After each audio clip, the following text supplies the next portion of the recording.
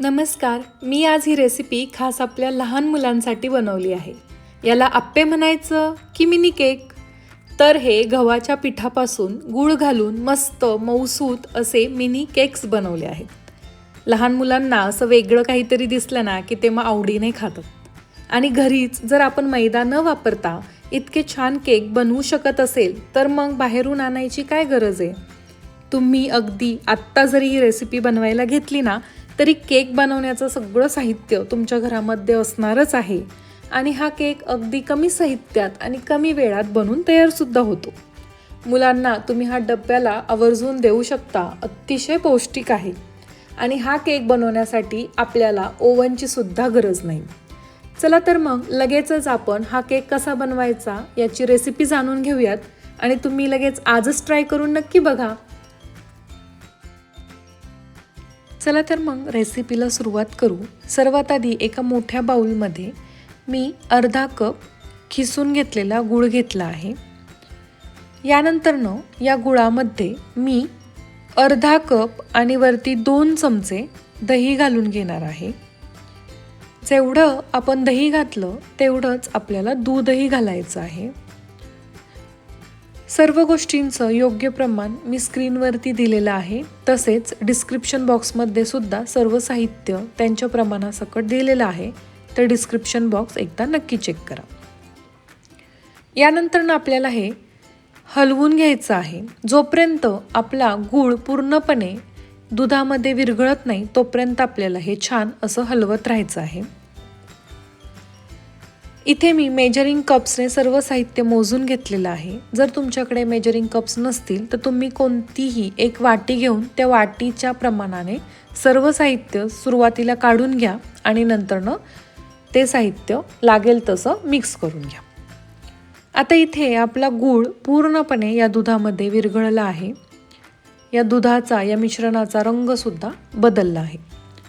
त्यानंतरनं यामध्ये मी पाव कप तेल घालून घेणार आहे. तेलाचा वापर करताना खूप उग्र वास असलेलं तेल वापरायचं नाही. जसं की मोहरी वगैरेचं तेल वापरायचं नाही. रोजच्या वापरातलं शेंगदाणा सूर्यफूल तेल तुम्ही वापरू शकता. तेल घातलं की पुन्हा एकदा हे छान मिक्स करून घ्यायचं. आणि यानंतर यामध्ये आपल्याला चाळून घेतलेलं 1 कप गव्हाचं पीठ घालायचं आहे. गव्हाचं पीठ घातल्यानंतरनं आपण हे सर्व मिश्रण छान एकजीव करून घेणार आहोत. हे थोडंसं घट्ट होतं. आता आपल्याला यामध्ये थोडं पाणी घालून हे छान मिक्स करून घ्यायचं आहे. आता प्रत्येकाचं गव्हाचं पिठाची हे वेगवेगळी असते तर त्यामुळे आपल्याला पाण्याचा परफेक्ट अंदाज लावता येत नाही.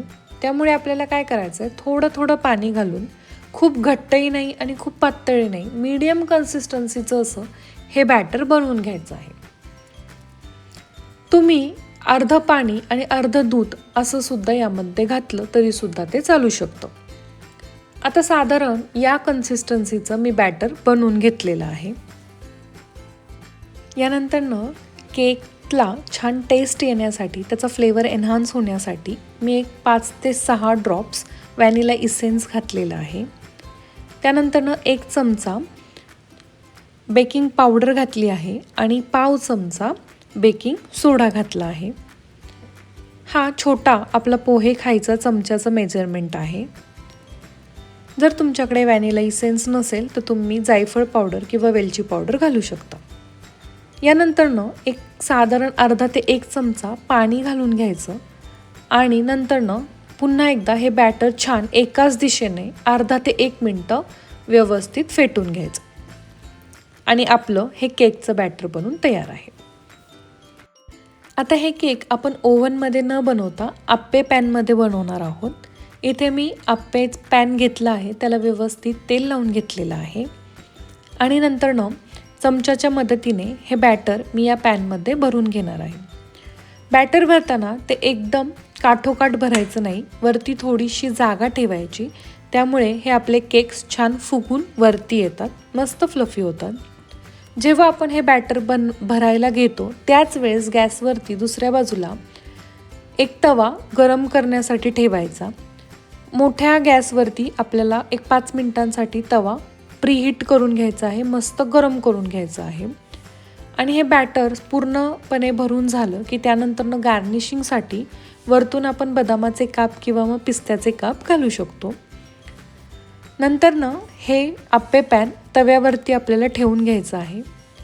झाकण ठेवून आपल्याला एक 5 मिनिटांसाठी हे केक व्यवस्थित शिजवून घ्यायचे आहे. सुरुवातीला गॅसची फ्लेम मीडियम टू हाय ठेवायची. अर्धा मिनिटांनंतरनं आपल्याला गॅसची फ्लेम लो करून घ्यायची आहे आणि 5 मिनिटांसाठी हे केक लो फ्लेमवरती शिजवून घ्यायचे आहे. 5 मिनिटांनंतरनं टूथपिकने आपल्याला चेक करायचं आहे की आपले केक शिजलेत की नाही. जर टूथपिकला बॅटर लागलं नाही तर याचा अर्थ आपले केक व्यवस्थित शिजलेले आहेत. त्यानंतरनं गॅस बंद करून झाकण काढून आपल्याला हे केक थोडं थंड होऊन द्यायचं आहे. आता आपले इथे केक्स बनून तयार आहेत. तुम्ही बघू शकता किती मस्त झालेत. आतूनही केक व्यवस्थित शिजले जातात, मस्त जाळीदार बनतात. तर तुम्हाला आपली ही आजची गहू आणि गुळाच्या मिनी केक्सची रेसिपी कशी वाटली हे मला कमेंटमध्ये नक्की सांगा.